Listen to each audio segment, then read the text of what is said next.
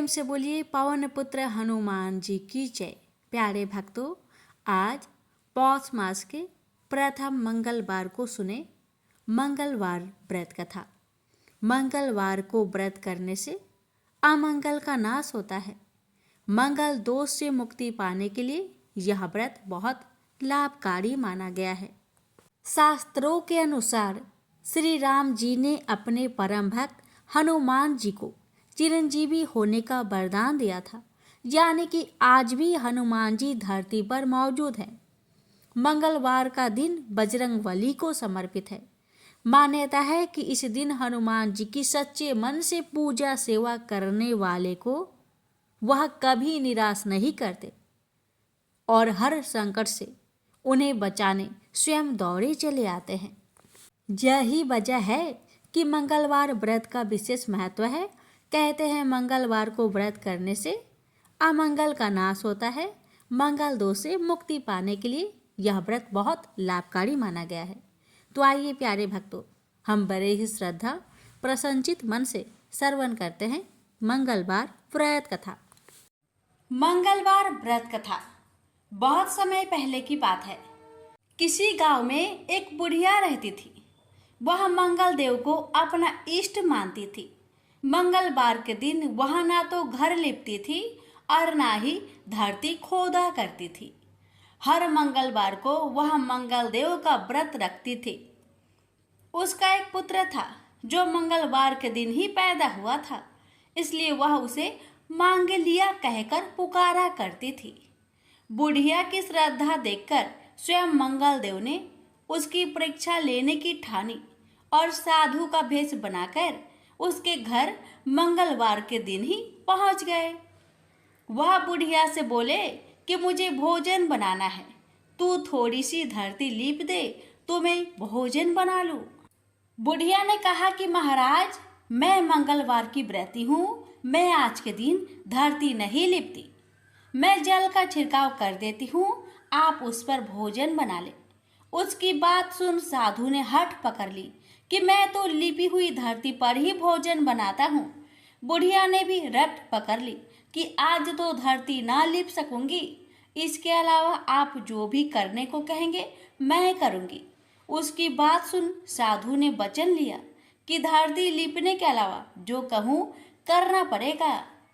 बुढ़िया ने 3 बार वचन दे दिया। अब साधु ने कहा कि अपने बेटे को बुला दे, मैं उसकी पीठ पर अंगीठी जलाकर खाना बना लूंगा। साधु की बात सुनकर बुढ़िया के होश उड़ गए, पर वह मंगल देव को साक्षी मानकर वचन दे चुकी थी। उसने मंगल देव का स्मरण कर अपने बेटे को बुलाकर साधु के पास भेज दिया। साधु ने कहा कि माँ, तू ही अपने बेटे को लेटा और अंगीठी सुलाग दे। बुढ़िया ने मंगल देव का स्मरण करते हुए बेटे को अवधार लिटाकर अंगीठी जला दी और साधु महाराज को बोलकर अपना काम करने लगी। जब साधु महाराज का खाना बन गया तब उन्होंने बुढ़िया को आवाज दी और कहा कि अपने बेटे को बुला दे, वो भी भोग ले लेगा। बुढ़िया ने हैरान होकर कहा कि महाराज, अभी तो आपने उसकी पीठ पर खाना बनाया है, अब वह कहाँ से आएगा? आप कृपया भोजन ग्रहण करें और जहाँ जाना हो जाए, मुझे और दुखी ना करे। साधु ने हठ पकड़ ली कि अपने बेटे को आवाज दे। साधु की बात सुन बुढ़िया ने जैसे ही कहा, मांग लिया, ओ मांग लिया, उसका बेटा दौड़ता हुआ आ गया। बेटे को देखकर बुढ़िया चकित रह गई। तब साधु महाराज ने कहा, माँ, तेरा व्रत सफल हो गया। तेरी अपने इष्ट देव में अटल श्रद्धा है, इसलिए आज के बाद वे हर तरह से तेरी रक्षा करेंगे। तुझे कभी भी कोई कष्ट ना होगा। मंगलवार का व्रत सभी प्रकार के सुख प्राप्त करने, रक्त विकार दूर करने, राज्य सम्मान पाने और पुत्र प्राप्ति के लिए किया जाता है। इस व्रत को रखने से मनुष्य के समस्त पाप नष्ट हो जाते हैं। यह व्रत 21 सप्ताह तक किया जाना चाहिए। व्रत के दौरान गेहूं और गुड़ से बने आहार ही ग्रहण किए जाने चाहिए। भोजन दिन या रात में केवल एक बार ही किया जाना चाहिए। इस व्रत के अंत में हनुमान जी की पूजा करनी चाहिए। पूजा के समय लाल रंग के वस्त्र पहने और हनुमान जी को लाल रंग के फूल ही चढ़ाए। पूजा के बाद मंगलवार व्रत की कथा सुननी चाहिए और अंत में हनुमान जी की आरती करनी चाहिए। इस तरह विधि पूर्वक और पूरी श्रद्धा से व्रत की जाने पर मंगलदेव प्रसन्न होते हैं और भक्त पर अपनी कृपा बरसाते हैं। प्रेम से बोलिए सिया रामचंद्र की जय, पवन पुत्र हनुमान की जय। व्यास जी ने कहा, एक बार नैमिषारण्य तीर्थ में 80,000 मुनि एकत्र होकर पुराणों की ज्ञाता श्री सूत जी से पूछने लगे, हे महामुने, आपने हमें अनेक पुराणों की कथाएं सुनाई हैं। आप कृपा करके हमें ऐसा व्रत और कथा बताइए जिसके करने से संतान की प्राप्ति हो तथा मनुष्य को रोग शोक अग्नि सर्व दुख आदि का भय दूर हो, क्योंकि कलयुग में सभी जीवों की आयु बहुत कम है। फिर इस पर उन्हें रोग चिंता के कष्ट लगे रहेंगे तो फिर वह श्री हरि के चरणों में अपना ध्यान कैसे लगा सकेंगे। श्री सूत जी बोले, हे मुनियों, आपने लोक कल्याण के लिए बहुत ही उत्तम बात पूछी है। एक बार युधिष्ठिर ने भगवान श्री कृष्ण से लोक कल्याण के लिए यही प्रश्न किया था। भगवान श्री कृष्ण और युधिष्ठिर का संवाद तुम्हारे सामने कहता हूँ, ध्यान देकर सुनो। एक समय पांडवों की सभा में श्री कृष्ण जी बैठे हुए थे। तब युधिष्ठिर ने भगवान श्री कृष्ण से प्रश्न किया, हे प्रभु नंद नंदन गोविंद, आपने मेरे लिए अनेकों कथाएं सुनाई हैं। आज आप कृपा करके ऐसा व्रत या कथा सुनाइए जिसके करने से मनुष्य को रोग चिंता का भय समाप्त हो और उसको पुत्र की प्राप्ति हो। हे प्रभु, बिना पुत्र के जीवन व्यर्थ है। पुत्र के बिना मनुष्य नरकगामी होता है। पुत्र के बिना मनुष्य पितृ ऋण से छुटकारा नहीं पा सकता और ना ही उसका पुण्यक नामक नरक से उद्धार हो सकता है। अतः पुत्रदायक व्रत बतलाइए। श्री कृष्ण भगवान बोले, हे राजन, मैं एक प्राचीन इतिहास सुनाता हूँ, आप उसे ध्यान पूर्वक सुनो। कुंडलपुर नामक एक नगर था। उसमें नंदा नामक एक ब्राह्मण रहता था। भगवान की कृपा से उसके पास सब कुछ था, फिर भी वह दुखी था। उसका कारण यह था कि ब्राह्मण की स्त्री सुनंदा की कोई संतान न थे। सुनंदा पतिव्रता थी, भक्ति पूर्वक श्री हनुमान जी की आराधना करती थी। मंगलवार के दिन व्रत करके अंत में भोजन बनाकर हनुमान जी का भोग लगाने के बाद स्वयं भोजन करती थी। एक बार मंगलवार के दिन ब्राह्मणी गृह कार्य की अधिकता के कारण हनुमान जी को भोग ना लगा सके, तो इस पर उसे बहुत दुख हुआ। उसने कुछ भी नहीं खाया और अपने मन में प्रण किया कि अब तो अगले मंगलवार को ही हनुमान जी का भोग लगाकर अन्न जल ग्रहण करूंगी। ब्राह्मणी सुनंदा प्रतिदिन भोजन बनाती, श्रद्धापूर्वक पति को खिलाती, परंतु स्वयं भोजन नहीं करती और मन ही मन श्री हनुमान जी की आराधना करती। इसी प्रकार 6 दिन गुजर गए और ब्राह्मणी सुनंदा अपने निश्चय के अनुसार भूखी प्यासी निराहार रही। अगले मंगलवार को ब्राह्मणी सुनंदा प्रातः काल ही बेहोश होकर गिर पड़ी। ब्राह्मणी सुनंदा की इस असीम भक्ति के प्रभाव से श्री हनुमान जी बहुत प्रसन्न हुए और प्रकट होकर बोले, सुनंदा, मैं तेरी भक्ति से बहुत प्रसन्न हूँ, तू उठ और वर मांग। सुनंदा अपने आराध्य देव श्री हनुमान जी को देखकर आनंद की अधिकता से विह्वल हो श्री हनुमान जी के चरणों में गिरकर बोली, हे प्रभु, मेरे कोई संतान नहीं है, कृपा करके मुझे संतान प्राप्ति का आशीर्वाद दे, आपकी अति कृपा होगी। श्री महावीर जी बोले, तेरी इच्छा पूर्ण होगी, तेरे एक कन्या पैदा होगी, उसके अष्टांग प्रतिदिन सोना दिया करेंगे। इस प्रकार कहकर श्री महावीर जी अंतर्ध्यान हो गए। ब्राह्मणी सुनंदा बहुत हर्षित हुई और सभी समाचार अपने पति से कहा। ब्राह्मण देव कन्या का वरदान सुनकर कुछ दुखी हुआ, परंतु सोना मिलने की बात सुनी तो बहुत प्रसन्न हुआ। विचार किया कि ऐसी कन्या के साथ मेरी निर्धनता भी समाप्त हो जाएगी।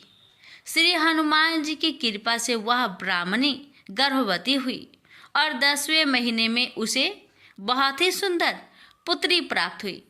यह बच्ची अपने पिता के घर में ठीक उसी तरह बढ़ने लगी जिस प्रकार शुक्ला पक्ष की चंद्रमा बढ़ता है।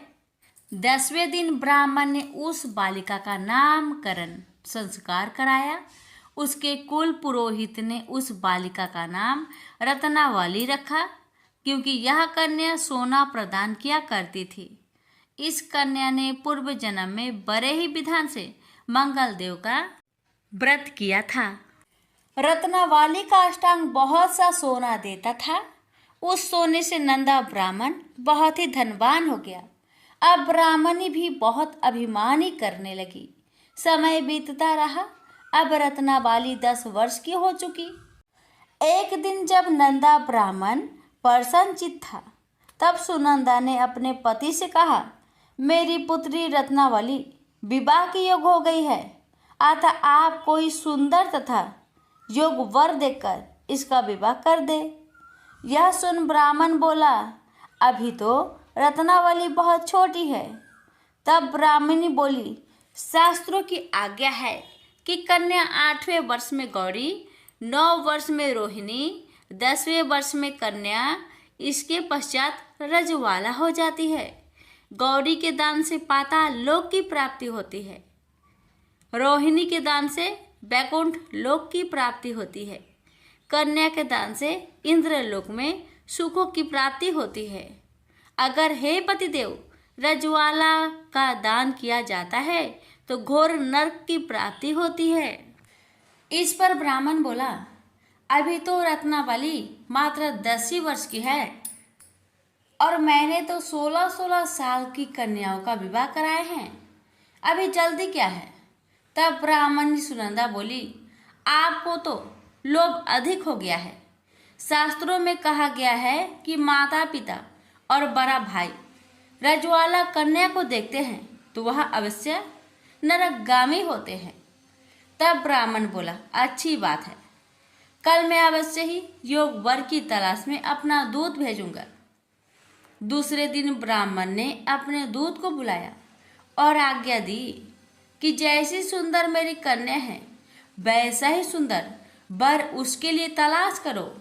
दूत अपने स्वामी की आज्ञा पाकर निकल पड़ा। पंपई नगर में उसने एक सुंदर लड़के को देखा। यह बालक एक ब्राह्मण परिवार का बहुत गुणवान पुत्र था। इसका नाम सोमेश्वर था। दूत ने इस सुंदर व गुणवान ब्राह्मण पुत्र के बारे में अपने स्वामी को पूर्ण विवरण दिया। ब्राह्मण नंदा को भी सोमेश्वर अच्छा लगा और फिर शुभ मुहूर्त में विधि पूर्वक कन्यादान करके ब्राह्मण ब्राह्मणी संतुष्ट हुए।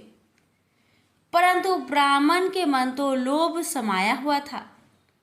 उसने कन्यादान तो कर दिया था, पर वह बहुत खिन्न भी था। उसने विचार किया कि रत्नावली तो अब चली जाएगी और मुझे इससे जो सोना मिलता था वह अब मिलेगा नहीं। मेरे पास जो धन था कुछ तो इसके विवाह में खर्च हो गया और जो शेष बचा है वह भी कुछ दिनों के पश्चात समाप्त हो जाएगा। मैंने तो इसका विवाह करके बहुत बड़ी भूल कर दी है। अब कोई ऐसा उपाय हो कि रत्नावली मेरे घर में ही बनी रहे, अपने ससुराल ना जावे। लोभ रूपी राक्षस ब्राह्मण के मस्तिष्क पर छाता जा रहा था।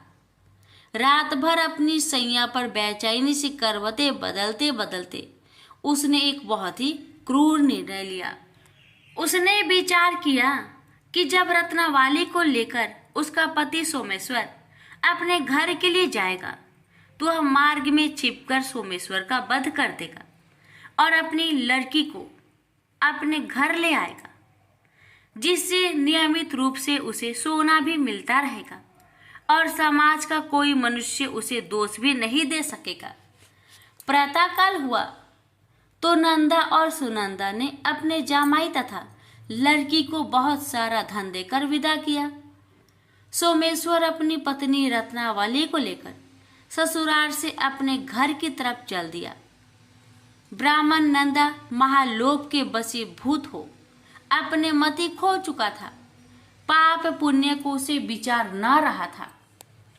अपने भयानक व क्रूर निर्णय को कार्य रूप देने के लिए उसने अपने दूत को मार्ग में अपने जामाई का वध करने के लिए भेज दिया था, ताकि रत्नावली से प्राप्त होने वाला सोना उसे हमेशा मिलता रहे और वो कभी निर्धन ना हो।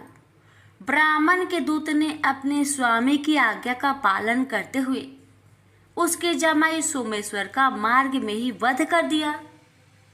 समाचार प्राप्त कर ब्राह्मण नंदा मार्ग में पहुंचा और रुदन करते अपनी पुत्री रत्नावली से बोला, हे पुत्री, मार्ग में लुटेरों ने तेरे पति का वध कर दिया है। भगवान की इच्छा के आगे किसी का कोई बस नहीं चलता है। अब तू घर चल, वहां पर ही रहकर शेष जीवन व्यतीत करना। जो भाग्य में लिखा है वही होगा। अपने पति की अकाल मृत्यु से रत्नावली बहुत दुखी हुई। करुण क्रंदन व रुदन करते हुए अपने पिता से बोली, हे पिताजी, इस संसार में जिस स्त्री का पति नहीं है उसका जीना व्यर्थ है। मैं अपने पति के साथ ही अपने शरीर को जला दूंगी और सती होकर अपने इस जन्म को माता पिता के नाम को तथा सास ससुर के यश को सार्थक करूंगी। ब्राह्मण नंदा अपनी पुत्री रत्नावली के वचनों को सुनकर बहुत दुखी हुआ। विचार करने लगा, मैंने व्यर्थ ही जामाई वध का पाप अपने सिर लिया। रत्नावली तो उसके पीछे अपने प्राण तक देने को तैयार हो।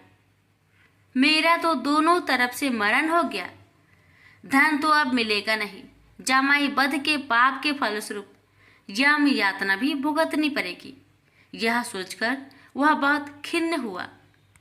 सोमेश्वर की चिता बनाई गई। रत्नावली सती होने की इच्छा से अपने पति का सिर अपनी गोद में रखकर चिता में बैठ गई। जैसे ही सोमेश्वर की चिता को अग्नि लगाई गई, वैसे ही प्रसन्न हो मंगलदेव वहां प्रकट हुए और बोले, हे रत्नावली, मैं तेरी पति भक्ति से बहुत प्रसन्न हूँ, तू वर मांग। रत्नावली ने अपने पति का जीवन दान मांगा।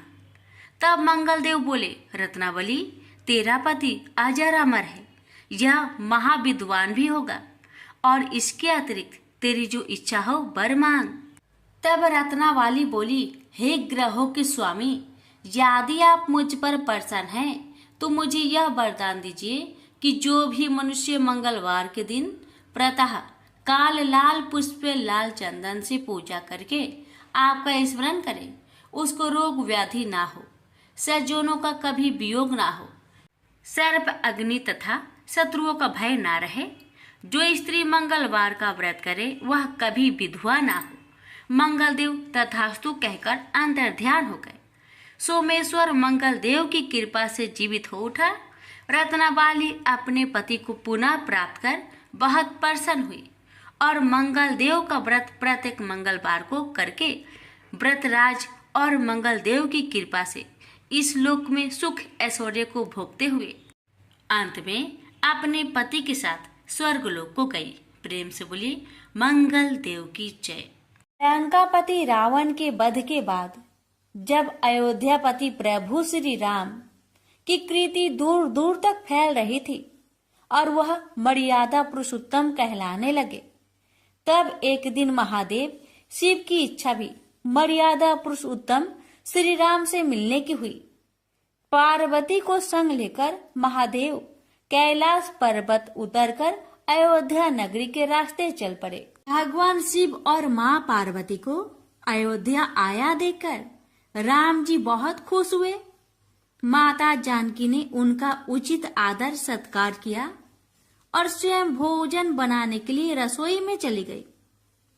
इस बीच भगवान शिव ने श्री राम जी से पूछा, आपके सेवक हनुमान जी दिखाई नहीं पड़ रहे हैं? श्री राम बोले, वे बगीचे में हैं। शिव जी ने श्री राम जी से बगीचे में जाने की अनुमति मांगी और पार्वती जी का हाथ थामकर बगीचे में आ गए। बगीचे की खूबसूरती देखकर उनका मन मोहित हो गया। आम के एक घने वृक्ष के नीचे हनुमान जी दीन दुनिया से बेखबर गहरी नींद में सोए थे और एक लय में खराटे से राम नाम की ध्वनि उठ रही थी। चकित होकर शिव जी और माता पार्वती एक दूसरे की ओर देखने लगे। माता पार्वती मुस्कुरा उठी और वृक्ष की डालियों की ओर इशारा किया। राम नाम सुनकर पेड़ की डालियां भी झूमने लगी थी और इनके बीच से भी राम नाम उच्चारित हो रहा था। शिव जी इस राम नाम की धुन में मस्त मगन होकर खुद भी राम राम कहकर नाचने लगे। माता पार्वती जी ने भी अपने पति का अनुसरण किया और अपने कोमल पैर थिरकाने लगी। शिव जी और पार्वती जी के नृत्य से ऐसी झनकार उठी कि स्वर्ग लोक के देवतागण भी आकर्षित होकर बगीचे में आ गए और राम नाम की धुन में सभी मस्त हो गए। माता जानकी भोजन तैयार करके प्रतीक्षार्थ थी, परंतु संध्या घिरने तक भी अतिथि नहीं पधारे। तब अपने देवर लक्ष्मण जी को बगीचे में भेजा। लक्ष्मण जी तो स्वयं को श्री राम का सेवक ही मानते थे। अब बगीचे में आकर जब उन्होंने धरती पर स्वर्ग का नजारा देखा तो खुद भी राम नाम की धुन में झूम उठे। महल में माता जानकी परेशान हो रही थी कि अभी तक भोजन ग्रहण करने कोई भी क्यों नहीं आया। उन्होंने श्री राम जी से कहा, भोजन ठंडा हो रहा है, चलिए हम ही जाकर बगीचे में से सभी को ले आए। जब राम जी बगीचे में गए तो वहां राम नाम की धुन मची हुई थी। हनुमान जी गहरी नींद में सोए हुए थे और उनके खराटों से अभी तक राम नाम निकल रहा था। श्री राम भाव विहल हो उठे। राम जी ने हनुमान जी को नींद से जगाया और प्रेम से उनकी तरफ निहारने लगे। हनुमान जी प्रभु को आया देख शीघ्रता से उठ खड़े हुए। नित्य की सभा भंग हो गई। शिव जी खुले कंठ से हनुमान जी की राम भक्ति की सराहना करने लगे। हनुमान जी सकुचाए लेकिन मन ही मन खुश हो रहे थे। श्री सिया राम ने भोजन करने का आग्रह भगवान शिव जी से किया। तभी लोग महल में भोजन करने के लिए चल पड़े। माता जानकी भोजन परोसने लगी। हनुमान जी को भी श्री राम जी ने पंक्ति में बैठने का आदेश दिया। हनुमान जी बैठ तो गए, परंतु आदत ऐसी थी कि राम जी के भोजन करने के उपरांत ही सभी लोग भोजन करते थे। आज श्री राम के आदेश से पहले भोजन करना पड़ रहा था। माता जानकी हनुमान जी को भोजन परोसती जा रही थी, पर हनुमान जी का पेट ही नहीं भर रहा था। सीता जी कुछ समय तक तो उन्हें भोजन परोसती रही, फिर समझ गई इस तरह से हनुमान जी का पेट नहीं भरेगा। उन्होंने तुलसी के एक पत्ते पर राम नाम लिखा और भोजन के साथ हनुमान जी को परोस दिया। तुलसी पत्र खाते ही हनुमान जी को संतुष्टि मिली और वह भोजन खाकर उठ खड़े हुए। भगवान शिव शंकर ने प्रसन्न होकर हनुमान जी को आशीर्वाद दिया कि आपकी राम भक्ति युगों युगों तक याद की जाएगी और आप संकट मोचन कहलाएंगे। प्रेम से बोलिए सिया रामचंद्र की जय। हर हर महादेव। माता पार्वती की जय। हनुमान जी की जय। सीता माता की नित्यनेम की कथा। माता सीता का 12 वर्ष का नियम था कि वे एक कथा भगवान राम को सुनाती थी। लेकिन एक बार राम जी को किसी कारण बाहर जाना पड़ा। इस पर माता ने कहा, अगर आप चले गए तो मैं कहानी किसे सुनाऊंगी। भगवान ने कहा कि आप कुएं के पाल पर जाकर बैठ जाना और वहाँ जो औरतें पानी भरने आएगी उन्हें अपनी कहानी सुना देना। देवी सीता ने बिल्कुल वैसा ही किया और कुएं के पास जाकर बैठ गई। तभी एक स्त्री आई। उसने रेशम की साड़ी पहन रखी थी और सोने का घड़ा ले रखा था। सीता माता उसे देखकर कहती है कि बहन, मेरा 12 वर्ष का नित्य नियम सुन लो। लेकिन उस स्त्री ने उनका नियम सुनने को मना कर दिया और बिना सुने वहां से चली गई। थोड़ी देर बाद उसकी रेशम जरी की साड़ी फट गई। सोने का घड़ा मिट्टी के घड़े में बदल गया। ये देख उसकी सास उस पर गुस्सा किया और कहा कि किसका दोष अपने सिर लेकर आई है। सास की बात सुनकर बहू ने सारी बात अपनी सास को सुना दी। अगले दिन ही वही साड़ी और घड़ा लेकर सास कुएं पर गई। माता सीता वहीं पर थी और औरत को देखकर देवी ने कहा कि आप मेरी कहानी सुन लीजिए। सास ने कहा, एक बार नहीं 4 बार सुन लूंगी। माता सीता ने अपना नियम सुनाना शुरू किया। राम आए लक्ष्मण आए, देश के पुजारी आए, नित्य नेम का नेम लाए। आओ राम बैठो राम, तपी रसोई जियो राम। माखन मिश्री खाओ राम, दूध बतासा पियो राम। सूत के पलका मोठो राम, साल दुसाला पोठो राम। साल दुसाला ओढ़ो राम, जब बोलो जब राम ही राम। राम सवारे सबके काम, खाली घर भंडार भरेंगे। सबका बेड़ा पार करेंगे। श्री राम जय जय राम। तब सास ने कहा कि बहन, आपकी कहानी तो बहुत अच्छी है। ऐसा कहकर वे अपने घर की ओर चली गई। थोड़ी समय बाद उसकी साड़ी रेशम जरी की बन गई और घड़ा सोने का बन गया।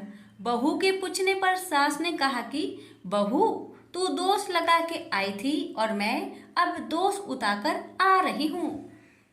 सास ने कहा, वे कोई साधारण स्त्री नहीं है, बल्कि सीता माता थी। वे पुराने से नया कर देती है, खाली घर में भंडार भर देती है। वह लक्ष्मी जी का वास घर में कर देती है। आदमी की जो भी इच्छा हो उसे पूरा कर देती है। बहू के कहने पर सास ने वही कहानी उसे भी सुना दी और ऐसे ही पूरे मोहल्ले में नित्य नेम की कथा चल पड़ी। प्रेम से बोलिए सिया रामचंद्र की जय। राम लक्ष्मण जी की कहानी। राम लक्ष्मण की कहानी। भगवान श्री राम, लक्ष्मण और सीता जी पिता दशरथ जी की आज्ञा से वनवास जाने लगे। रास्ते में सभी तीर्थ गंगा, जमुना, गोमती नदियों में पितृ तर्पण कर वन में कंदमूल फल फूल खाते हुए वन में अपना समय व्यतीत करने लगे। एकम के दिन लक्ष्मण जी ने राम जी की आज्ञा से फल मूल लाकर माँ सीता को दिए। तब माँ सीता ने 4 पत्तल परोसी। तब लक्ष्मण ने पूछा, भाभी माँ, हम 3 हैं, फिर 4 में क्यों परोसा? तब माँ सीता बोली, 1 पत्तल गौ माता की है। राम जी, लक्ष्मण जी गौ माता को पत्तल परोसती। तब राम जी ने पूछा, सीता जी, आपने खाना शुरू क्यों नहीं किया? तब सीता माँ बोली, मेरे तो राम कथा सुनने का नियम है। राम कथा सुनने के बाद ही मैं फल ग्रहण करूंगी। तब राम जी बोले, मुझे कथा सुना दो। लक्ष्मण जी बोले, मुझे सुना दो। तब माँ सीता बोली, औरत की बात औरत सुने। आप मेरे पति हो, आप मेरे देवर हो, आपसे कैसे कहूँ? तब लक्ष्मण जी ने सोचा, इस जंगल में कौन औरत मिलेगी। तब लक्ष्मण जी ने अपनी माया से एक नगरी का निर्माण किया। उस नगरी में सब सुख सुविधाएं से युक्त थी। उस नगरी में सब चीजें सोने की थी, इसलिए नगरी का नाम सोन नगरी रखा। सभी नगर निवासियों को घमंड हो गया। उस नगरी में कोई गरीब नहीं था। जब सीता जी कुएं पर पानी लेने गई और पानी हारिनों से राम राम किया तो कोई नहीं बोली। थोड़ी देर में एक छोटी कन्या आई। सीता जी उससे राम राम बोली और कहा कि बाई राम कथा सुनेगी। तब वह बोली, मेरे तो घर पर काम है। सीता जी ने कहा, मेरे पति राम और देवर लक्ष्मण भूखे हैं। तब लड़की बोली, मेरी माँ मेरा इंतजार कर रही है। वह लड़की वहां से जाने लगी। तब माँ सीता के क्रोध से सारी नगरी साधारण सी हो गई।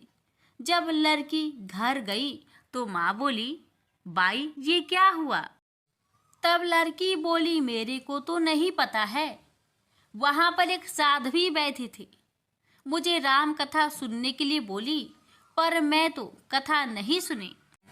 यदि उसने कुछ किया हो तो पता नहीं। तब उसकी माँ ने उसको वापस जाकर कथा सुनने को कहा। लड़की ने वापस जाकर कथा सुनने से मना कर दिया। तब उसकी बहू बोली, आपकी आज्ञा हो तो मैं कहानी सुनकर आती हूँ। जब बहू कुएं पर गई तो पानी भरे और खाली करे। तब सीता जी ने कहा, आपके घर पर कुछ काम नहीं है क्या? तब वह बोली, माता जी मैं तो सारा काम करके आई हूँ। तब माँ सीता बोली, तू मुझे माँ कहकर बुलाई। यदि तुझे समय हो तो मेरी राम कहानी सुन लोगी? तब वह बोली, माता जी कहानी सुनाओ, मैं प्रेम से कहानी सुनूंगी।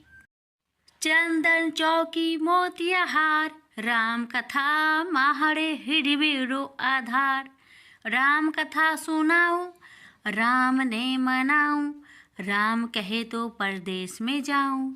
सीता जी ने कहा, हे भाई तूने मेरी मृत्यु लोक में मदद करी, भगवान तेरी स्वर्ग लोक में रक्षा करेंगे। सीता जी ने राम कथा सुनाई। बाई ने कथा सुनी। आओ राम बैठो राम, जल भर झाड़ी लाई राम। केलारी दातून लाई राम, ठंडा जल भर लाई राम। संपाडो पदरावो राम, जकलैया टोपी ललाई राम। करा किलंगी लाई राम, स्वर्ण सिंहासन लाई राम। तापर आप बिराजो राम, झालड़ टिकारा लाई राम। शंख ध्वनि गरनाऊ राम, हिडिबे हीरा शोभे राम। निरखता मन मोहे राम, चरण शरण में आई राम। शरण आपरी ले लइयो राम, माखन मिश्री लाई राम। माखन मिश्री आरोगो राम, दूध भर कटोरी लाई राम। मेवा चिरंजी परोसू राम, खाती मीठी चाखा राम। चरखो फरखो आरोगो राम, रूच रूच भोग लगाऊं राम। जो भावे सो ले लो राम, जल भर झाड़ी लाई राम। अभी आचमन कर लो राम, रे श्याम गमछा लायो राम। हाथ मुँह पोछ लियो राम, पुष्पासु सेज बिछाऊ राम। अंतरिया छिड़काऊ राम, हिगलू डोलिया डलाऊ राम। सीता जी चरण दबावे राम, सुख भर सेज ओढ़ो राम। हजार पंखा ढोलू राम, थामे राम महा में राम। रोम रोम में राम ही राम, घट घट माया विराजो राम। मुख में तुलसी बोलो राम, खाली मिजाज काई काम। जब बोलो जब राम ही राम, बोलो पंछी राम राम। पूर्ण होवे मंगल काम। राम कथा पूर्ण हुई तो सीता जी ने कहा, हे भाई तूने मेरी राम कथा सुनी, मेरी सहायता की। राम जी लक्ष्मण को जिमाया है, भगवान तेरी भी रक्षा करेंगे, तुझे स्वर्ग का सुख मिलेगा। सीता माता ने उपहार स्वरूप अपने गले का हार दे दिया। जब वह घर गई तो उसके मटका सब सोने के हो गए। सासू जी ने कहा, ये सब तू कहाँ से लाई? मैं माँ सीता से राम कथा सुनी, ये इसी का फल है। सासू जी ने कहा, प्रतिदिन राम कथा सुनाना। बाई को राम कथा सुनते हुए बहुत दिन हो गए। अब उसने माँ सीता से पूछा, इसका उद्यापन विधि बतलाओ। तब सीता जी ने कहा, 7 लड्डू लाना, 1 नारियल लाना, उसके 7 भाग करना, 1 भाग मंदिर में चढ़ाना, जिससे मंदिर बनावे जितना फल होता है, 1 भाग सरोवर के किनारे गाड़ देना, जिससे सरोवर खुदवाने जितना फल होता है, 1 भाग भागवत गीता पर चढ़ाना, जिससे भागवत गीता पाठ करवाने जितना फल होगा, 1 भाग तुलसी पर चढ़ाना, जिससे तुलसी विवाह जितना फल होगा, 1 भाग कवारी कन्या को देवे, जिससे कन्या विवाह जितना फल होगा, 1 भाग सूरज भगवान को चढ़ाना, जिससे 33 करोड़ देवी देवता को भोग लगाने जितना फल होगा। अब उसने विधि पूर्वक उद्यापन कर दिया। माता सीता के पास आई, माता, मैंने तो विधि पूर्वक उद्यापन कर दिया, अब 7 दिन बाद बैकुंठ से विमान आएगा। गांव के सारे लोग एकत्र हो गए और पूछने लगे कि बाई, तूने ऐसा कौन सा धर्म पुण्य किया? गीता, भगवत गीता के पाठ किए, हमें भी बताओ। तब बाई ने कहा, मैंने तो माता सीता से प्रतिदिन राम कथा सुनी और नियम से उद्यापन किया। तब समस्त ग्रामीण राम कथा सुनने की जिद करने लगे। तब बाई राम कथा कहने लगी और सब नर नारी सुनने लगे। राम कथा संपूर्ण होते ही समस्त नगरी सोने की हो गई। बाई ने कहा, जो कोई राम कथा सुनेगा उसको मेरे समान ही फल मिलेगा। सब राम लक्ष्मण की जय जयकार करने लगे और विमान स्वर्ग में चला गया। 7 स्वर्ग के दरवाजे खुल गए। पहले द्वार पर नाग देवता, समस्त देवी देवता पुष्प वर्षा करने लगे। देवताओं ने पूछा कि तूने क्या पुण्य किया? तब उसने कहा, मैंने राम लक्ष्मण जानकी की कहानी सुनी। तू समस्त देवताओं ने कहा, वर मांग। तब उसने कहा, मेरे तो सब सिद्धियां है, मुझे यह वर दो कि जो भी श्रद्धा व भक्ति से राम कथा, राम लक्ष्मण जानकी की कहानी सुनेगा उसको मेरे समान ही फल मिले। सभी देवताओं ने पुष्प वर्षा करते हुए तथास्तु कहा। चारों ओर राम राम की जय जयकार होने लगी। प्रेम से बोलिए सीताराम की जय।